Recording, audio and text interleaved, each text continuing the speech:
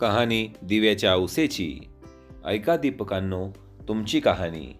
आटपाट नगर होतं. तिथं एक राजा होता. त्याला एक सून होती. तिने एके दिवशी घरातला पदार्थ स्वतः खाल्ला आणि उंदरांवर आळ घेतला. आपल्यावरचा प्रमाद टाळला.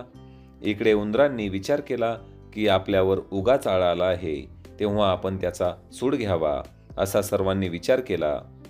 त्यांनी रात्री हिची चोळी पाहुण्यांच्या अंथरुणात नेऊन टाकली. दुसऱ्या दिवशी तिची फजिती झाली. सासूदिरांनी निंदा केली. घरातून तिला हाकलून दिली. तिचा रोजचा नियम असे की रोज दिवे घासावे, तेलबाद करावी व ते स्वतः लावावे, त्यांच्या ज्योती सारवाव्या. दिव्यांच्या औसेच्या दिवशी त्यांना चांगला नैवेद्य दाखवावा. त्याचप्रमाणे घरातून निघाल्यावर ते सर्व बंद पडलं. पुढे या औसेच्या दिवशी राजा शिकारीहून येत होता. एका शिकारासाठी मुक्कामास उतरला. तिथे त्याच्या दृष्टीस एक चमत्कार पडला. आपले सर्व गावातले दिवे अदृश्य रूप धारण करून झाडावर येऊन बसले आहेत. एकमेकांशी गोष्टी करत आहेत. कोणाच्या घरी जेवायला काय केलं होतं, कशी कशी पूजा मिळाली वगैरे चौकशी झाली. सर्वांनी आपापल्या घरी घडलेली हकीकत सांगितली.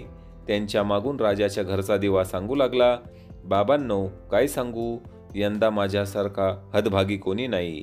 मी दरवर्षी सर्व दिव्यात मुख्य असायचो. माझा थाटमाट जास्त असायचा. मला आता अशा विपत्तीत दिवस काढावे लागत आहेत. इतके म्हटल्यानंतर सर्व दीपकांनी त्याला विचारले की असे काय झाले. मग तो सांगू लागतो की बाबांनो, काय सांगू, मी या गावाच्या राजाच्या घरचा दिवा. त्याची एक सून होती. तिने एके दिवशी घरातला पदार्थ स्वतः खाल्ला आणि उंदरांवर आळ घेतला. आपल्यावरचा प्रमाद टाळला. इकडे उंदरांनी विचार केला की हा आपल्यावर उगाच आळ घातलेला आहे, तेव्हा आपण त्याचा सूड घ्यावा, असा सर्वांनी विचार केला. रात्री तिची चोळी पाहुण्यांच्या अंथरुणात नेऊन टाकली. दुसरे दिवशी तिची फजिती झाली. सासूदिरांनी निंदा केली. घरातून तिला घालवून दिली. म्हणून मला हे दिवस आले. ती दरवर्षी माझी मनोभावे पूजा करत असे. जिथे असेल तिथे खुशाल असो, असे म्हणून ते दिव्याने तिला आशीर्वाद दिला. घडलेला प्रकार राजाने ऐकला. आपल्या सुनेचा अपराध नाही याची त्याला खात्री झाली. घरी आला. कोणी प्रत्यक्ष पाहिले आहे का म्हणून चौकशी केली. तिला पाहुणे पाठवून घरी बोलवले. झाल्या गोष्टीची क्षमा मागितली.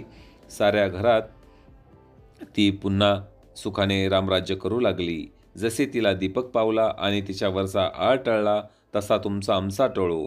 ही 60 उत्तराची कहाणी 5 उत्तरी सुफळ संपूर्ण.